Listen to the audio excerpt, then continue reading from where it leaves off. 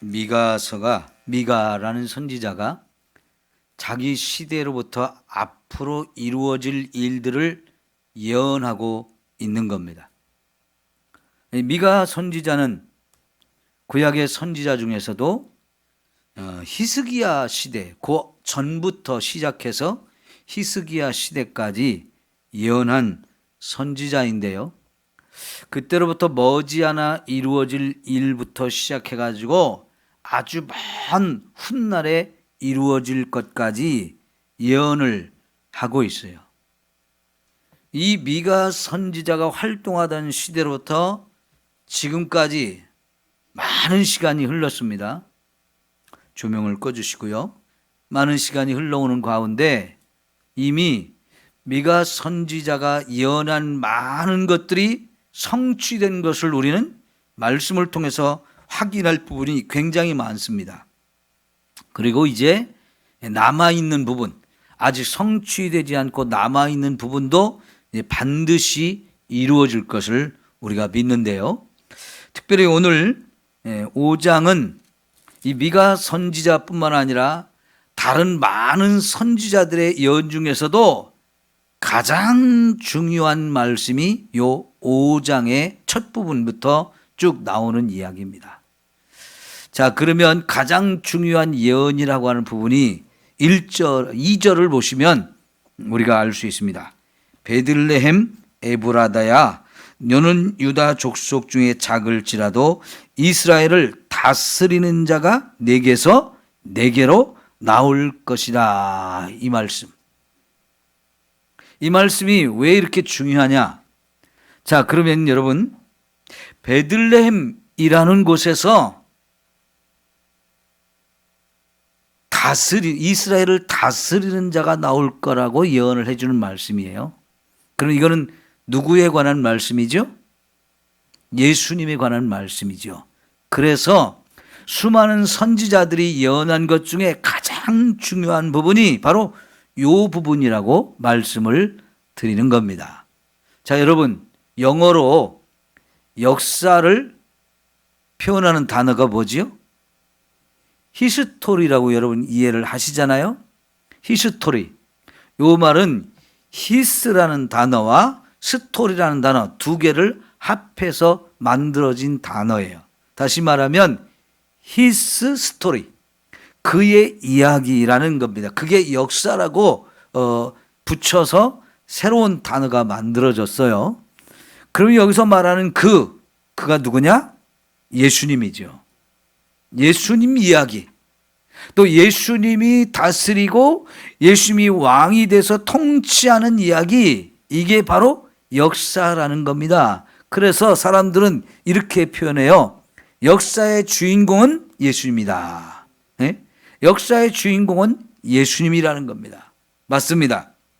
그런데 오늘 여기 5장 2절에 미가 선지자, 또 이사야 선지자, 이런 선지자들을 통해서 이 예수님이 탄생할 것에 대한 구체적인 예언을 주고 있는데, 특별히 오늘 2절에는 두 가지가 먼저 나와요. 첫 번째는 예수님이 어디서 태어나느냐, 그리고 그 예수님은 어떤 직분을 가진 분이냐라고 하는 거예요. 우선 예수님은 어디서 태어나느냐 할 때 베들레헴에서 태어난다라고 확실하게 예수님이 태어날 장소를 가르쳐 주고 있죠.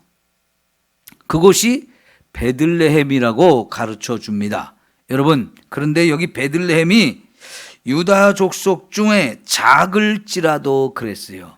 이 베들레헴이라는 것이 그렇게 유명하고 그렇게 큰 도시가 아닙니다. 시골 한적한 동네예요.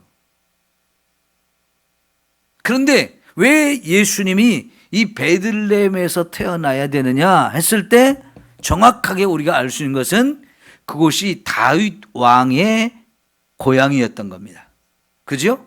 베들레헴은 다윗 왕이 태어났던 고향입니다. 그런데 예수님도 이 다윗 왕의 고향인 베들레헴에서 태어난다고 이 얘기를 합니다. 여러분, 유대인들은 가나안 땅에 처음 정복하고 들어갔을 때 지파별로 땅을 나누어 줬잖아요. 경상도, 전라도, 충청도 이렇게 우리가 지역이 나눠 있는데 거기에 지역마다 여기는 유다 지파, 여기는 시므온 지파, 여기는 루벤 지파 이렇게 지파별로 땅을 나누어 줬기 때문에 어느 동네 하면 어느 지파 사람들이 사는 땅이 다 정해져 있어요. 그러면 이 베들레헴은 특별히 유다 지파가 받은 땅이고 그 유다 지파가 받은 땅 중에서도 이 다윗이라는 사람이 살던 고향, 태어나서 자란 고향이란 말이에요. 그곳에 예수님도 거기서 태어난다. 그 얘기는 다른 말로 하면 다윗의 후손으로 태어난다는 얘기지요. 그죠? 다윗의 후손으로 예수님이 오실 것을 말씀하고 있는데 여러분 사무엘하 7장을 이제 나중에 우리가 보게 될 건데 거기에 보면 하나님께서 다윗에게 큰 약속을 하나 줘요. 다윗이 하나님의 성전을 짓고 싶습니다. 그랬을 때 하나님이 하나님의 성전을 지어드리려고 하는 이 다윗의 마음을 너무너무 기뻐하시면서 야, 네가 정말 내 성전을 짓고 싶냐? 그 마음 너무 귀하다. 그러면 나도 너에게 축복할 거야. 하면서 이 성전 건축할 마음을 갖기는 했는데 사실은 하나님께서는 너는 이 성전을 건축할 자격이 없어 그랬어요. 다윗이 성전을 건축하는 걸 하나님은 허락하지 않았어요. 그러나 성전을 건축하고자 하는 하나님이 이 마음을 하나님이 받아주셨어요. 그래서 너는 자격이 없지만 그 대신 너의 아들을 통해서 내가 이 성전을 건축하겠다. 그렇게 하시면서 성전 건축할 마음을 가진 이 다윗을 축복하는 가운데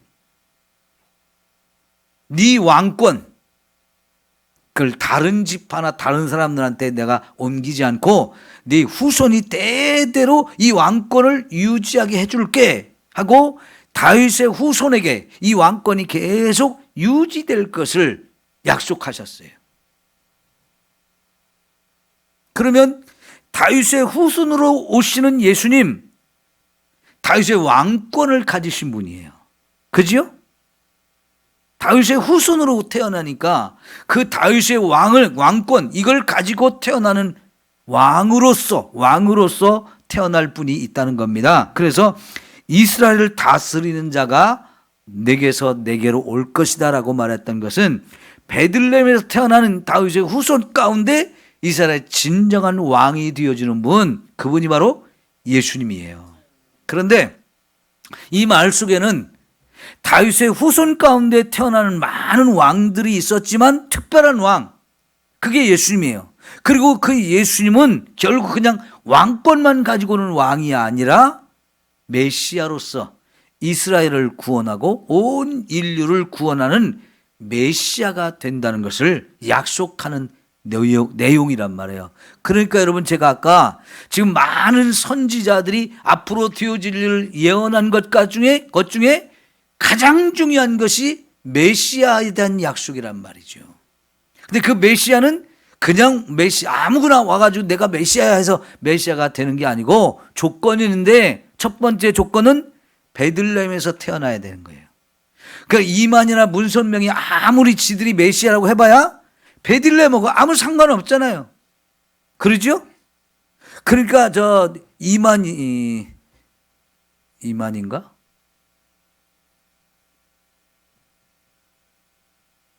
그 하나님의 교회인가 보다. 그 하나님의 교회 사람들이 우리가 보았던 말씀 중에 여호와의 전이 그렇게 표현되는 구절이 나왔었잖아요. 예?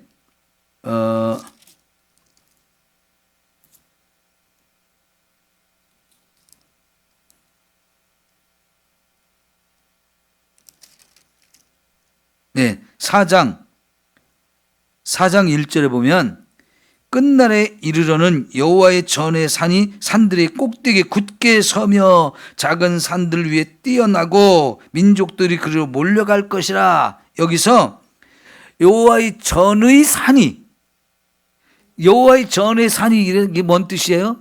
여호와의 성전이 있는 산, 예루살렘을 말하는 거거든요. 그런데 요 사람들이 말이죠. 여호와의 전의 산이, 이 전의라는 말을 얼마나 무식하게 성경을 해석하는지, 저 충남 공주 옆에 전의라고 하는 지명을 가진 곳이 있어요. 전의. 동네 이름이 전의야. 근데 그 전의라는 말로 이걸 해석을 했어요. 그래서 충남 공주에 있는 전이라는 지역의 땅을 팍 사가지고 거기를 성지로 만들었어요. 그 산이 말일에 제일 높은 산이 된다고. 성경을 해석해도 이렇게 무식하게 해석하면서 자기들이 메시아라고, 안상홍이 메시아라고 이런 표현을 쓰는 거예요. 그건 말이 안 되는 거지요? 네, 그건 말이 안 되는 거고요. 그러니까 여러분, 메시아의 조건 중에 하나가 베들레헴에서 태어나야 되는 거였어요. 베들레헴.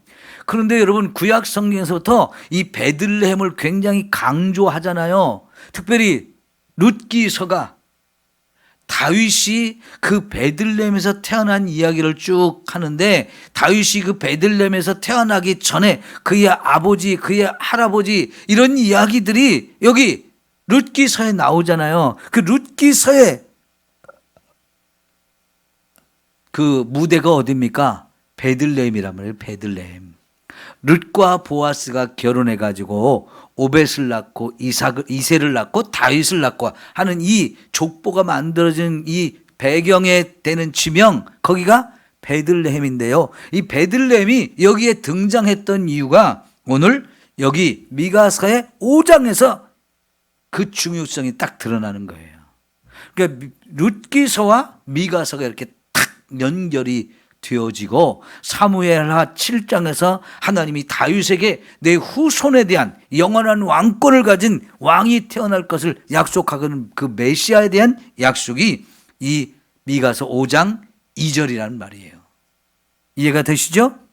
그러니까 이 미가서 5장 2절은 메시아에 대한 약속 가운데 아주 중요한 약속인 거예요.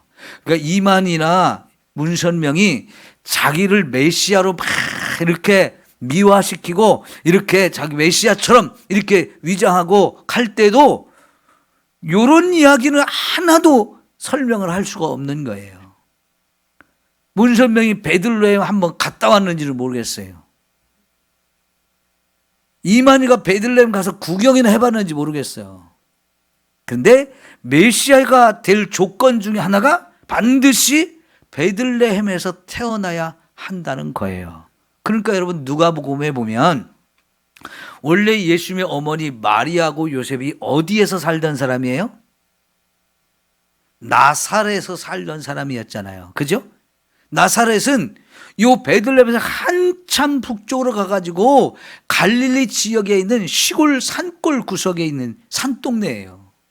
근데 거기서 요셉하고 마리아가 만나서 서로 약혼을 하고 있었는데, 어느 날 하나님이 성령으로 마리아에게 찾아와서 이제 성령께서 너에게 임신을 하게 해주는데, 네가 임신하는 이 사람, 이 아들은 그냥 보통 사람이 아니고 하나님의 아들이야. 인류를 구원하려고 하나님이 약속한 메시아다. 이런 이야기를 해줬단 말이죠. 그런데 배가 불러오는데 갑자기 이 로마 전체 로마 황제가 명령을 내린 게 있었어요. 너희들 다 고향 태어난 곳에 가서 호적 신고를 해라. 이렇게 명령을 내렸거든요. 누가복음에 보면 나오잖아요. 그래서 호적 신고를 하기 위해서 저 갈릴리 나사렛에서 살고 있던 이 요셉이라는 사람이 자기의 고향 땅 베들레헴으로 배가 이렇게 불러오고 있는 마리아를 데리고 호적 신고하러 갔잖아요. 근데 마침 베들레헴에 도착했을 때 많은 곳에서 고향을 떠났던 이 유대 지파 사람들이 와가지고 호적 신고를 하다 보니까 마리아가 막 임신해가지고 배가 막 너무 부르는데 해산할 때가 됐는데 머물 곳이 없었잖아요. 여관이 없었잖아요. 결국은 마구간 겨우 잡아가지고 거기서 마리아가 해산을 해가지고 예수님이 어디에서 태어났어요? 베들레헴에서 태어났단 말이에요. 그러니까 하나님은요, 오늘 이 미가서 2장의 말씀, 5장 2절의 말씀을 성취하기 위해서 나사렛이라는 갈릴리 지방에 살던 이 요셉과 마리아를 베들레헴으로 보내기 위해서 로마 황제가 호적 신고를 하라고 인구조사를 하라고 이게 다 명령을 내려가지고 할 수 없이 그 배가 이렇게 부른 마리아가 그 몸을 이끌고 먼 길을 여행을 해가지고 베들레헴에 왔고 거기서 아기를 낳게 되잖아요. 하나님이 역사를 어떻게 주관하는지를 우리가 생생하게 볼 수 있는 거예요. 그러니까 하나님이 예언한 말씀 성취되게 해야 되잖아요. 성취되게 해야 되는데 아무도 그걸 모르고 있는데 하나님은 갑자기 로마 황제의 마음과 생각을 딱 주관해가지고 야, 우리 로마 전체에 살고 있는 사람들 인구조사를 해라.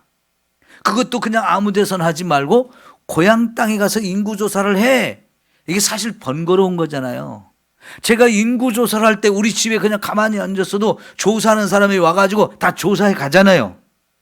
근데 고향에 가서 조사를 하라고 하면 신고를 하라고 하면 제가 부여까지 가야 되잖아요. 우리 김엽적 권사님은 저 하위도까지 가야 되잖아. 그 번거로운 일이에요. 근데 이상하게 왕이 호적 신고 인구조사를 고향에 가서 하라고 하니까 어쩔 수 없이 갔단 말이에요. 그런데 그게 결국은 하나님이 로마 황제의 마음을 움직여 가지고 예수님의 이 예언에 관한 말씀이 성취되게 하셨단 말이죠. 그러니까 하나님이 역사 전체를 주관하시는 분인 거예요. 제가 고등학교 졸업하고 1년 동안 재수를 하면서 고향교회에서 중학생, 고등학생들 잠시 지도하라고 저한테 목사님 부탁을 하셔가지고 신학교도 가기도 전인데 뭘 알지도 못하는데 학생들을 가르치라고 하셨어요. 근데 뭘 알지도 못하면서 1년 동안 학생들하고 놀아줬어요, 그냥. 그러다가 목사님이 떠나셔가지고 제가 교회에서 먹고 자고 하면서 막 새벽기도 참여하고 그러면서 이제 1년 지나고 이제 신학교를 갔었는데 제가 한 3년 이제 신학대학 다닐 때 방학 때 고향교회로 갔었어요. 가서 깜짝 놀란 일이 있었어요. 그때 제가 고등학교 졸업하고 가르치던 학생 중에 고등학교 2학년 여학생이 몇 명이 있었는데 다른 애들은 다 고향을 떠나갔고 한 명이 고향에 남아 있었어요. 그걸 보니까요 믿음이 엄청 좋아진 거예요. 제가 깜짝 놀라가지고 야, 너 어떻게 이렇게 믿음이 좋아졌니? 그랬더니 부여에 있는 조폐공사가 부여에 딱 한 곳 있거든요. 거기에 얘가 취직을 했어요. 근데 취직해가지고 거기 다니는 중에 직장 내에 신우회가 생겨가지고 그 신우회에서 교회 다니는 사람들 모여가지고 기도회도 하고 성경 공부를 하는 중에 누가복음 2장에 그 황제가 로마 황제가 로마 전역에 있는 사람들 호적 신고하라고 해가지고 그 마리아고 요셉이 갈릴리 나사렛에 살던 사람이 베들레헴에 와서 호적 신고를 하다 거기서 딱 아기를 낳는 바람에 예수님이 베들레헴에서 태어난 사람이 됐다는 얘기를 쫙 성경 공부하면서 그거를 배웠다는 거예요. 그 순간 이 성경 말씀은 진짜 거짓말이 하나도 없구나. 하나님이 진짜 역사를 주관하시면서 그렇게 로마 황제의 마음도 움직이고 저 갈릴리에 살던 사람을 베들레헴까지 그 배가 부른 사람을 끌고 와가지고 거기서 아기를 낳게 해가지고 성경 말씀이 이루어지게 하시는 기가 막힌 하나님, 이 말씀을 공부하고 나서 믿음이 확 생겼다는 거예요. 말씀이 다 믿어졌다는 거예요. 그 전까지는 그냥 귀로 듣던 말씀이었는데 살아있는 말씀으로 탁 다가오면서 진짜 믿음이 확실히 설 수 있겠다는 얘기를 들어가지고요 저도 깜짝 놀랐어요. 여러분, 하나님의 말씀은 1.1핵이라도 변함이 없다 그랬죠. 하나님이 말씀하신 예언은 반드시 성취가 되는 거예요. 그러니까 우리가 하나님 말씀을 허투루 보아서도 안 되고 허투루 들었어도 안 돼요. 진짜 살아있는 말씀, 생명의 말씀, 진리의 말씀으로 우리가 읽어야 되고 들어야 되고 믿어야 되고 순종해야 할 줄 믿습니다. 말씀 한마디에만 우리가 붙잡혀도요 말씀 전체가 믿어지는 거예요. 저도 마태복음 6장 33절 말씀을 딱 깨닫는 순간, 하나님 말씀 진짜구나. 너희는 먼저 그의 나라와 그의 의를 구하라. 그러면 이 모든 것을 너희에게 더하시리라. 이 말씀을 통해서 하나님이 내 먹을 것, 입을 것, 마실 걸 진짜 책임져 주시는 분이라는 걸 내가 깨달으면서, 야, 말씀은 진짜 믿어야 되는 거구나. 그대로 되는 거구나. 하나님 말씀하신 대로 진짜 행하시는 분이구나. 이게 믿어지면서 말씀 전체가 다 믿어지고, 말씀이 믿어지니까 하나님이 확실하게 믿어지잖아요. 여러분, 한 말씀만 잘 깨달으십시오. 그래도 충분합니다. 그 한 말씀이 나를 살리고, 그 한 말씀을 통해서 하나님을 만나고 내 인생을 바꿔놓는 거예요. 자, 여러분, 그러니까 이 베들레헴에서 메시아가 태어나야 된다는 거, 이게 조건인데, 예수님 정확하게 베들레헴에서 태어나는데 그 말씀 그대로 성취하기 위해서 하나님은 세계를 주관하잖아요. 예수님하고 아무 상관도 없는 로마 황제 마음을 딱 움직여가지고 호적 신고를 갑자기 하라고 한 거예요. 그러니까 갈릴리에 살던 사람이 베들레헴으로 갈 수밖에 없었던 것이고, 거기서 예수님이 탁 태어나가지고 이 말씀을 그대로 성취하잖아요. 아까 말씀드린 대로 다윗의 후손으로 태어난다면 다윗의 왕권을 가진 분으로 예수님이 태어나는 거지요. 그것도 기가 막히잖아요. 그 다음에요, 여러분 보세요. 그의 근본은 상고에 영원에 있느니라 라고 말씀하세요. 그 베들레헴에서 다윗의 후손으로 태어나는 메시아, 그분은 사람의 아들로 분명히 태어나는 거지요. 사람의 아들로 태어나지만은 그분이 지금부터 2000년 전에 베들레헴에서 태어나신 마리아하고 요셉의 아들, 사람의 아들인데, 나이를 따지면 30살 정도 되신 거예요. 지금부터 계산하면. 계산을 잘못해가지고 BC 4년에 예수님이 태어났어요. AD 1년에 예수님이 태어난 게 아니고 BC 4년에 예수님이 태어났거든요. 그 연도를 잘못 계산해가지고 그렇게 좀 차이가 좀 났던 건데, 어쨌든 그때로부터 지금까지 예수님의 나이를 계산하면 2030년쯤 되는 거예요. 지금 2026년이니까 거기다 플러스 4 하면 2030살 이 정도 되는데, 그럼 예수님은 2030년 전에 태어나서 지금까지 계신 그런 예수님인 것처럼 우리가 보지만, 여기 말씀하기를 그분은 그때 태어났지만 원래는 그분이 아주 옛날 옛적에서부터 있었던 분이라고 말하는 거예요. 그걸 상고라고 하는 거예요. 상고라는 말이 우리가 그러잖아요. 옛날 옛적, 아주 먼 옛날에, 이렇게 옛날 얘기 시작하잖아요. 그 옛날. 근데 사실은 그 말이 뭐가 더 어울리냐면 영원이라는 말로 표현이 되는 거예요. 영원 전부터 계시던 분이라는 거예요. 태어나기는 2030년 전에 베들레헴에서 태어나신 분이지만, 그때 태어났지만 사실은 그분은 그때부터 계신 게 아니고 영원 전부터 계신 분이다라고 표현하고 있어요. 이 참 이상하잖아요. 어떻게 2030년 전에 태어난 그분을 영원 전부터 계시던 분이라고 말하는 건가요? 이 이야기는요, 예수님이 2030년 전에 저 베들레헴에서 태어나셨지만 원래는 하늘에서 하나님과 함께 영원 전부터 계시던 하나님이 사람이 되어 오신 거잖아요. 그 빌립보서 2장에 6절부터 보면, 그는 본래 근본 하나님의 본체시나 하나님과 함께 동등됨을 취할 것으로 여기지 아니하시고 자기를 비웠다는 거예요. 자기를 비워서 사람의 모양으로 태어나셨고 종의 형체를 가지고 오셨다라고 표현하잖아요. 그러니까 예수님이 비록 이 땅에 한 사람의 아들로 태어나셨지만 그 전부터 계셨던 분이 오신 거라는 거지요.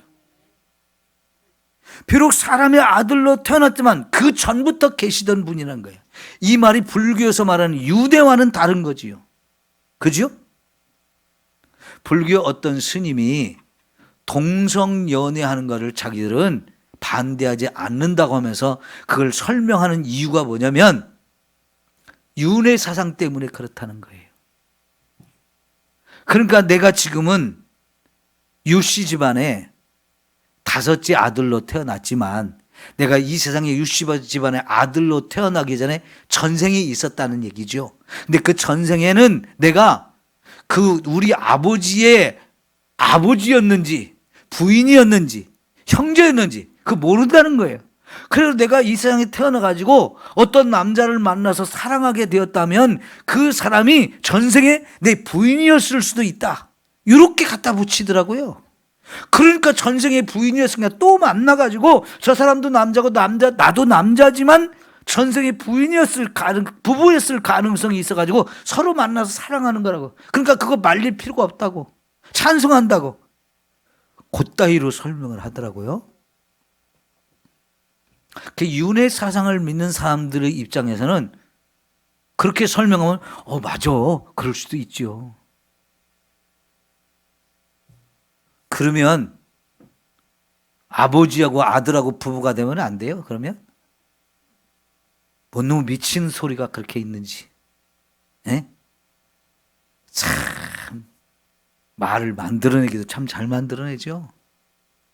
근데 여러분 그런 여기 있는 말씀은 그런 윤회 사상, 전생 이런 걸 말하는 게 아니잖아요. 예수님은 이 땅에 사람의 아들로 태어나기는 했지만 원래 태초에 말씀으로 계시던 그 하나님의 말씀이 육신이 되어 우리 가운데 거하심에 아버지의 독생자의 영광이요 그랬잖아요. 태초부터 말씀으로 계시던 하나님, 그분이 이 땅에 사람의 몸을 입고 오셨는데 그분이 바로 예수님이라는 거예요. 그래서 여기 분명히 예수님은 사람의 아들로 태어나셨지만 그분은 아주 옛날 옛적부터 계시던 분이고 더 구체적으로 말하면 영원전부터 계시던 분이었다라고 얘기해요. 그 말을 더 정확하게 말하면 세상을 창조하신 삼위일체 하나님 중에 예수님이 하나님 아버지의 명령을 따라 하나님이 된 이 영광을 버리고 비워놓고 사람의 아들로 태어났다는 얘기죠. 그러니까 예수님은 하나님이면서 동시에 사람도 되시는 신인 이런 분이시는 것이죠.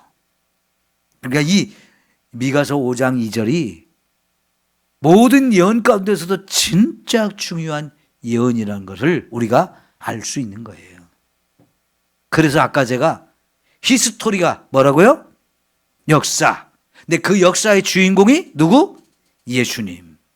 그래서 예수님이 역사의 주인공이라고 이렇게 말하는 것도 이렇게 모든 예언의 중심이 예수님이기 때문에. 그러면 이 예수님이 왜 진짜 역사의 주인이냐 하는 것이 이제 3절부터 쭉 나오는데요. 그거는 예수님께서 무슨 일을 할 것인지를 설명하고 있어요. 자, 3절 봅시다. 그러므로 여인이 해산하기까지 그들을 붙여 두시겠고 그랬는데 여인이 해산할 때까지 여러분 창세기 3장 15절에 여자의 후손을 약속하고 있죠. 여자의 후손.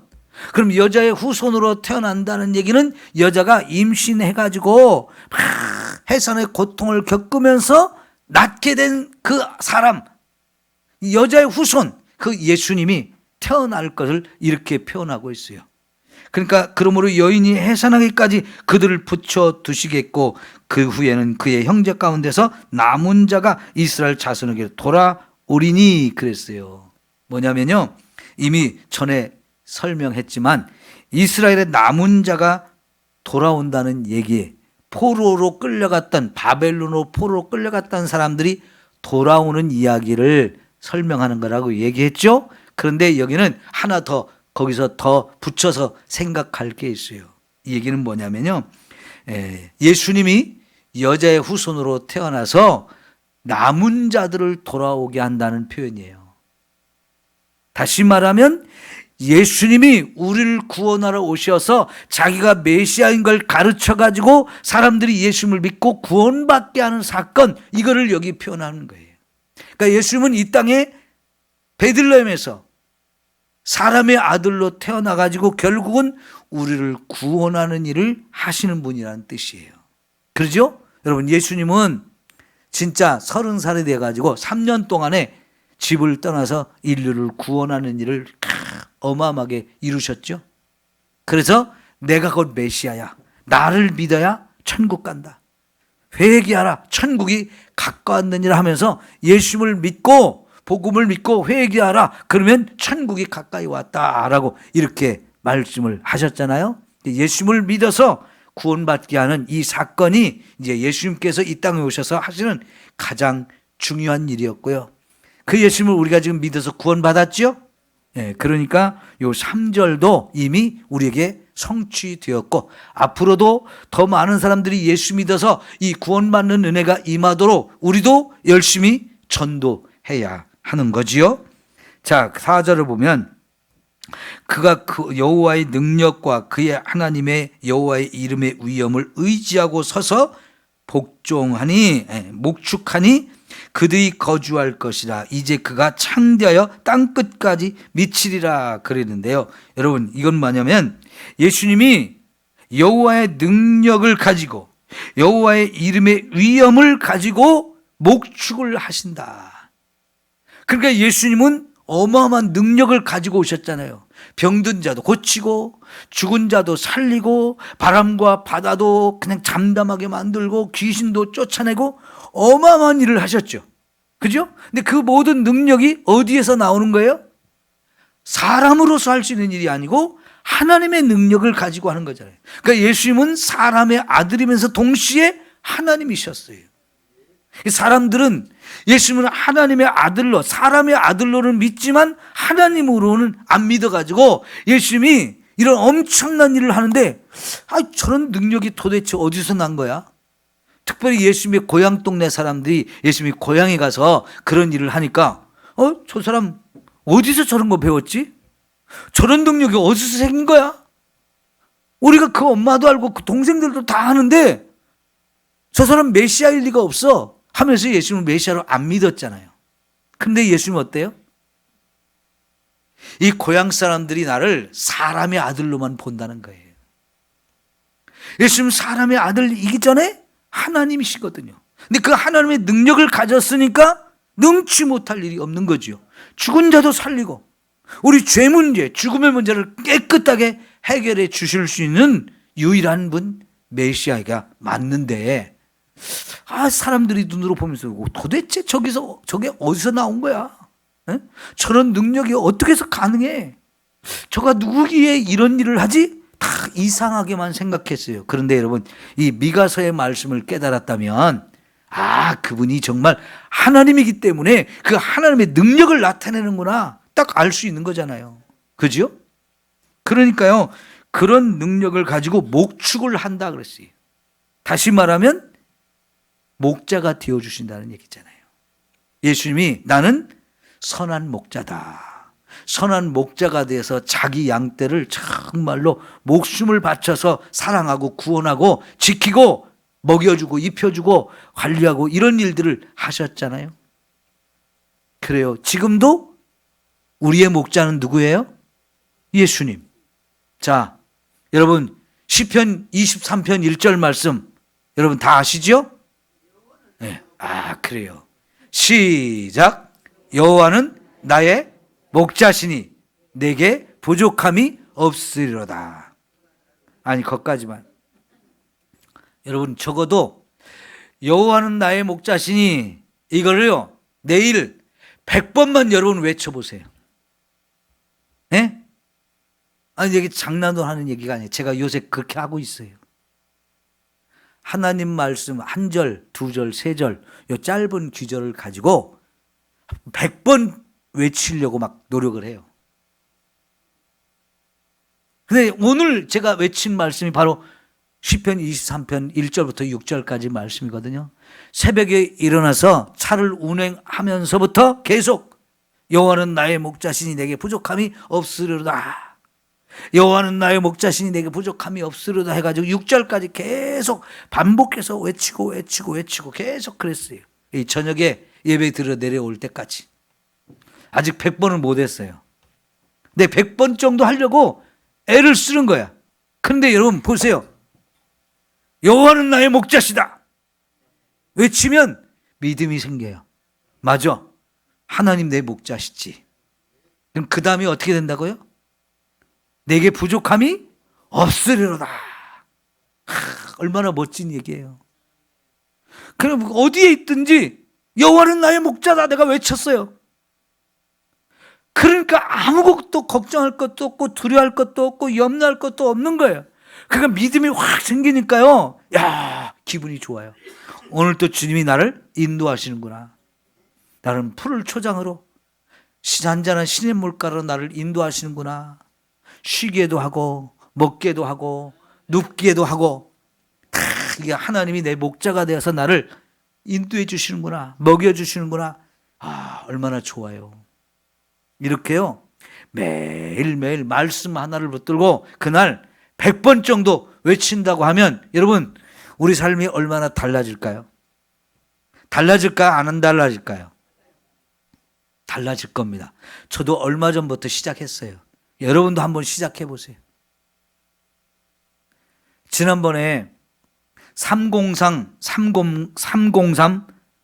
말씀 암송 그거 하다가 여러분 못 따라와가지고 제가 포기했는데 그거 그렇게 하면 다 외울 것 같아요.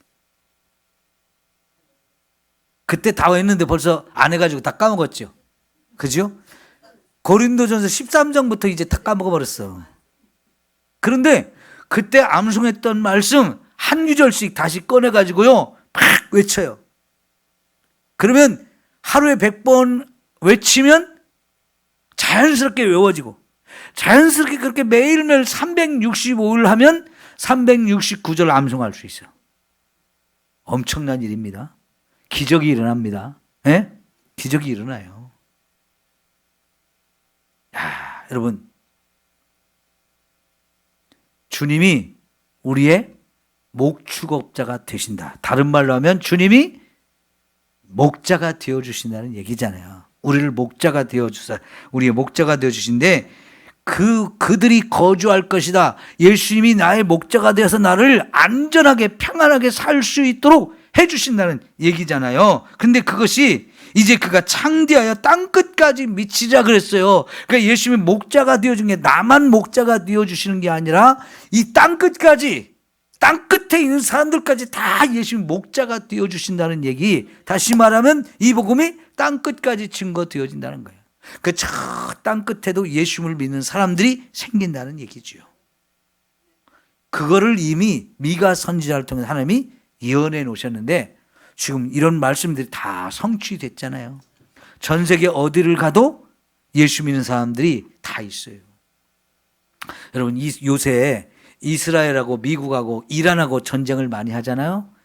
이란이 굉장한 이슬람 국가예요. 그런데 이 이란의 전쟁에 일어나기 전부터 무슨 일이 있었느냐면 기독교가 막 부흥하는 일이 있었어요. 이란에. 이슬람 국가에 지금 신정체제로 이슬람 최고 지도자가, 이슬람의 성직자가 하메이네이라는 사람이 이스라엘을 통치하다가 막 미국에 폭탄을 터뜨려가지고 죽어버렸잖아요. 그게 신정체제라고 하는데 이 사람들이 나라를, 알라 신을 믿는 최고 성직자가 나라를 다스리는 최고 지도자인데 그 신정체제가 너무 잘못하니까 시위를 일으켰잖아요, 국민들이. 그런데 여러분 그 시위를 하는 사람들을 어떻게 했어요? 어마어마한 사람을 죽였잖아요. 그러던 가운데 미국이 가서 이제 공격을 해버렸는데 그 전에 이 이슬람 신정체제가 너무 잘못되어지니까 그 이슬람을 버리고 기독교로 개종하는 사람들이 엄청 많았다는 거예요. 그리고요 이슬람에 믿는 사람들은 어디를 가든지 모스크, 이슬람 사원이 엄청나게 세워지는데 그 이슬람교를 떠나는 사람들이 많아지면서 그 모스크가 텅텅 비고 그 모스크를 무너뜨리는 사건들이 굉장히 많았대요. 여러분, 이 복음이 안 들어간 곳이 없어요. 전 세계 어느 곳에 가도, 심지어 저 북한 땅에도, 김일성 3대 세습 독재 국가인 저 북한 땅에도 지금 지하 교회들이 얼마나 많아졌는지를 우리가 들었잖아요. 여러분, 복음이 안 들어간 나라가 없어요. 왜? 그렇게 될 거라고 이렇게 예언이 됐기 때문에 그게 다 성취되고 있는 거예요. 아무리 복음이 들어오지 못하도록 막고 그 복음을 다 내쫓고 복음 믿는 사람들 가두고 죽이고 그래도 희한하게 복음이 그런 데까지 깊숙이 들어간단 말이죠. 왜 그렇게 가능합니까? 하나님이 그 일을 하고 계시다는 얘기예요. 예수님이 지금도 그 일을 계속 하고 계시다는 얘기예요. 저 땅 끝까지 열심히 목자가 되어서 이 한 주님이 다스리는 이 교회가 창대하게 되어지는 일을 주님이 하시기 때문에 복음이 그렇게 들어가는 거예요. 목숨을 걸고 사람들이 복음을 가지고 와서 복음을 전하니까 그 영혼들이 구원받는 역사가 이루어지잖아요. 오늘도 제가 우리 예심 전도사관학교 저쪽 삼북동에 가서 전도를 하고 왔는데 대명 아파트, 우리 양덕순 권사님 사시던 아파트 거기 가서 전도를 했는데요. 양덕순 권사님 사시던 그 아파트는 한 층에 25집인가 있어요. 한 층에. 근데 18층이나 돼. 아무리 누르고 다녀도 사람이 없어요. 사람이. 그러니까 같이 갔던 목사님이 돈 준다고 해도 이런 거 안 할 텐데. 돈 준다고 해도 이거 안 할 텐데 주님이 하라고 하니까 지금 이걸 하고 있다고. 안 믿는 사람이면 미친 자라고 얘기할 텐데 그래도 우리가 지금 이것을 하고 있다고. 야, 여러분, 네, 그거는 아무것도 아니잖아요. 목숨 걸고 하는 사람들이 얼마나 많은데. 죽는 한이 있어도 복음을 전해서 한 영혼을 구원하겠다고 하는 사람들이 얼마나 많아요. 그러니까 여러분 땅 끝까지 복음이 증거되는 거 아니에요? 여러분, 우리는 복음 전도하는 거 쉬워요. 누가 방해 안 해요. 가끔 싫어하는 사람도 있고 좀 흘기는 사람도 있고 째려보는 사람도 있지만 그까짓 거 뭐 대수입니까? 그래도 전해야죠. 그래서 영혼을 구원하는 일이 이루어지는데 그 얼마나 감사한 일이에요. 오늘 새벽에 제가 말씀드렸는데 교회를 개척하고 매일 나가서 전도하는 목사님 해보니까 1000명 전도할 때 딱 한 명 교회 와서 등록하더래요. 그게 1000명을 전도했는데 딱 한 명이 와서 등록하더래. 근데 그 다음에도 또 그렇더래. 근데 그 한 명을 전도하기까지 그분은 1000명 이상 전도를 하러 다니는 거예요. 그런 중에 딱 한 명 오고 딱 한 명 오고. 이게 얼마나 힘든 일이에요. 그래도 그 한 영혼이 구원받는 게 기뻐가지고 매일 또 나가서 전도를 하는 거지요. 포기하지 않고. 그런 은혜가 우리에게 있어야 됩니다. 그 마음이 누구 마음이겠어요? 예수님의 마음이에요. 그 마음이 있어야 우리가 복음을 전해요. 이건 주님이 약속한 말씀이잖아요. 반드시 그렇게 되어져야 된다고. 그런 일이 있을 거라고 지금 약속한 말씀이고 그 지금 말씀이 계속 성취되어지고 있는 거잖아요. 내일은 우리 교회에서 전도하는 날입니다. 내일은 오전에는 중보기도하고 점심 먹고 오후에는 전도하는 날이에요. 여러분 시간 내실 수 있는 분은 오셔서 같이 전도해 주세요. 여러분이 전도할 때 여러분을 통해서 한 영혼이 구원받는 거 이루어집니다. 그걸 볼 때 얼마나 기뻐하고 얼마나 감사할 일인지. 하나님이 최고로 기뻐하시는 일, 영혼을 구원하는 일이에요. 자기 아들을 죽여서라도 죄인 한 명 구원한 걸 그렇게 기뻐하신단 말이에요. 내일 모레가 이제 예수님 십자가에 돌아가신 날이죠. 성금요일. 이 고난주간을 우리가 지내면서 주님이 왜 십자가에 죽었는가를 우리 한번 잘 생각하셔야 돼요. 그걸 통해서 내가 구원받았으면 이 구원의 복음을 아직도 깨닫지 못한 사람들한테 가서 전해가지고 영혼을 구원하는 일 우리가 해야 하는 겁니다. 반드시 해야 되는 일. 그걸 하라고 주님이 우리에게 사명을 주셨잖아요. 다른 일도 많지만 그 일은 우리가 반드시 해야 하는 일인 겁니다. 기도합시다. 사랑하는 우리 하나님 아버지,